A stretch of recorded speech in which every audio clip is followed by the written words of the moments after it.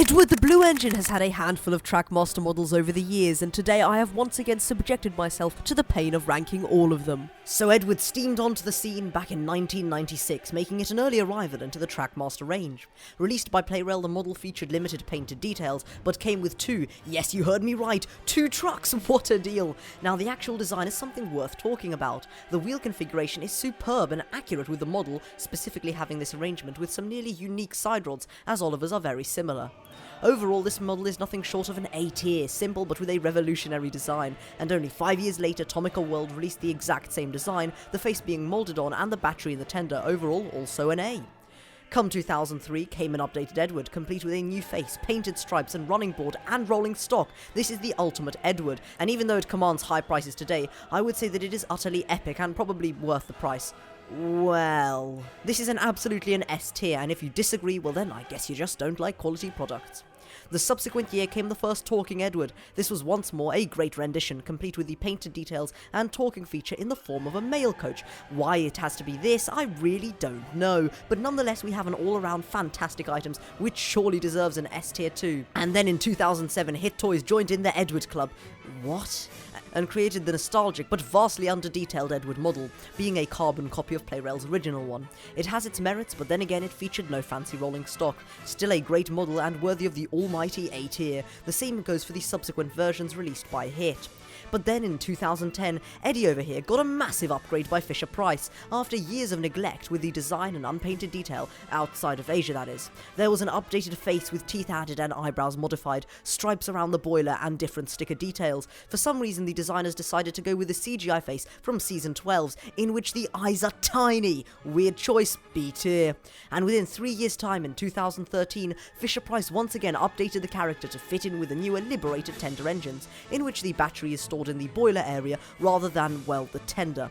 Now this was a dramatic redesign featuring a new accurate CGI face and a brand new body design in which it looks like Edward has been bulking.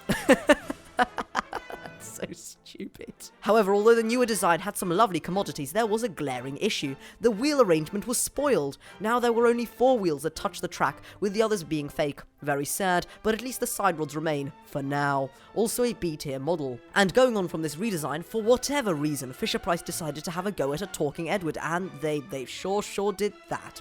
This item is practically identical to the 2013 version, but it talks. For this it gets an A tier.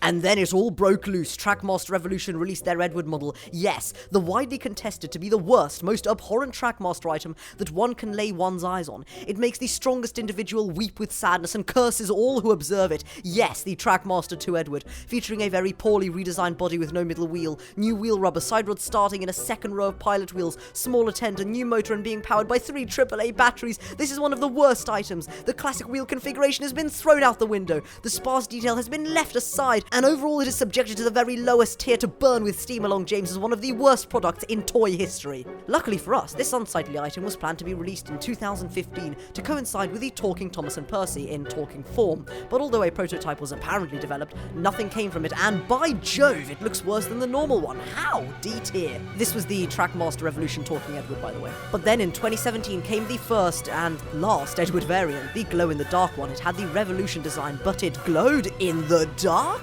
A rather lackluster item, but hey, you received a stock standard red truck.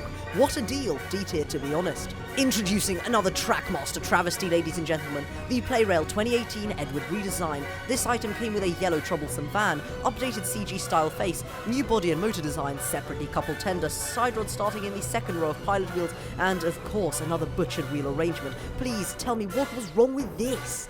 However, before I send it down to the depths of this tier list, this model does come with a white running board and the face is accurate to its CGI counterpart. For the sake of not having every item post-2013 in the D tier, I will graciously give it a C tier. And just before Trackmaster finally ran out of steam in 2021, there was one last hasty pack put together with good old Eddie produced in 2021. This was in the same wave as the Gordon and Thomas sets, clearly made to get rid of old stock, as Edward is put alongside Bulstrode and a bunch of repaints. Yet again we have a red truck for some reason, and the item isn't even put with its tender in the packaging. D tier, same lazy old tooling.